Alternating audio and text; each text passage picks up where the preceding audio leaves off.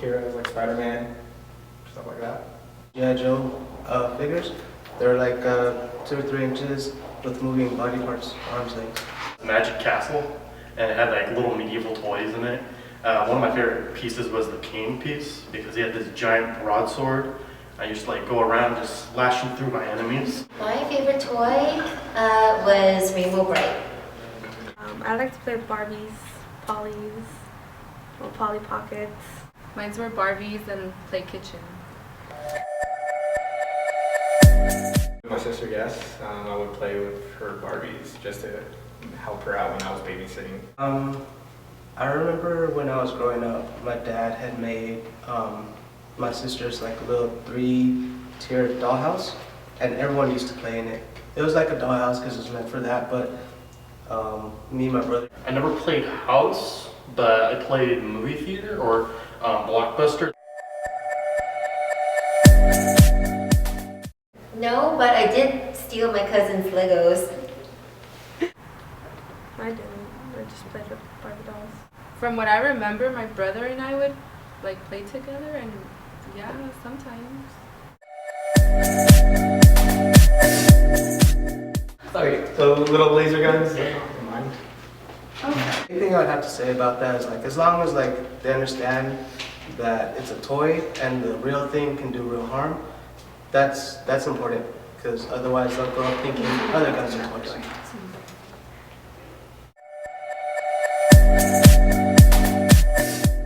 I mean, I did it just to entertain my sister. I mean, there's nothing wrong with it, I guess. I really see no big deal about it. When boys play with stuff, like they use their imagination. A stick can become a gun. A dog can probably be some part of the story that he's making up in his head.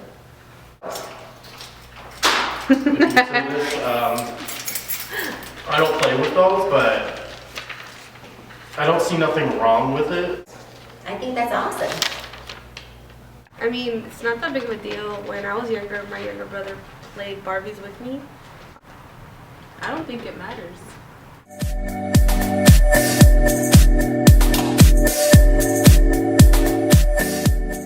The Carl's Jr. commercial was obviously meant for guys because it was more sexy women trying to impress them playing volleyball in the middle of the border. In the Carl's Jr. commercial is a food commercial aimed towards the male audience, I would suppose, because of the way the women were dressed. And In the Carl's Jr. commercial, and you see this a lot in advertisements, is because, to attract the audience, you really want to sell a certain figure. Like honestly, the burger commercial is mostly sold towards men. So tense.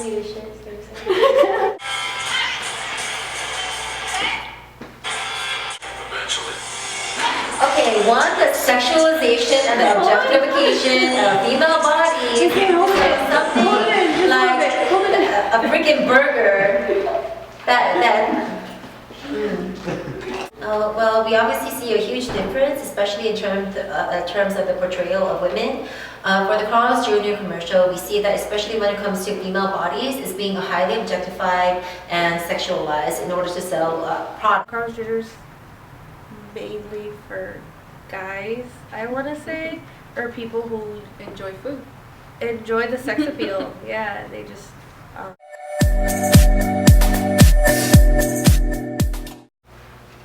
Honestly, like I'm Not an Angel commercial, not just because they're in lingerie, it's because I've dated a female that's a little bit more on the chunky side, and it's like that's like honestly weight doesn't I don't feel like you should subjugate a female by their weight. It's mostly a personality type of thing. See that it's much more representative of the entire population, where we're not seeing restrictive definitions of what it means to be beautiful and to have a greater sense of body acceptance. The other one is more for women who just are tired of the labels and the beauty standards. But at the same time, there are men that are into those different other type of women. Not necessarily you need to be skinny, have a good body, big boobs and butt, but I mean, they don't, Or the natural. yeah, more Woman. natural, yeah. Examining over 4,000 characters across 400 G, PG, PG-13, and R-rated movies, our data revealed that two types of females frequent film. One, you have the traditionality, which was a function of the character's rational and parental status, which would consist of women in their 30s and higher in a motherly role, where their cleavages would not be apparent. And yes. And then you have the second one, which is hypersexuality, which refers to an overemphasis on attractiveness and sexuality by way of clothing, i.e. alluring attire, and body proportions, i.e. uncharacteristically small waist, hourglass figure, thinness. This source was pulled from Dr. Stacy L. Smith on the 7th of 2015. But if you look at the two commercials that we showed our interviewees, they both picked data from hypersexuality. Yes, Carl's Jr.'s commercial was super heightened with sexuality, but even in the natural state a woman is at, Lane Bryant even took the same road as hypersexuality. And the end. And the end. Females were over 5 times as likely as males to be shown in sexually revealing clothing, which was defined as attire that enhances, exaggerates, or calls attention to any part of the body from neck to the knees. Dr. Stacy Smith, 7 December 2015. Changing in the near future. Actually, we're going in the right direction, especially with Dove commercials, and we see much more of a women's empowerment movement that's happening with the acceptance of our bodies. So, yeah. Oh, and there was recently an article that was published in Redlands Daily Facts.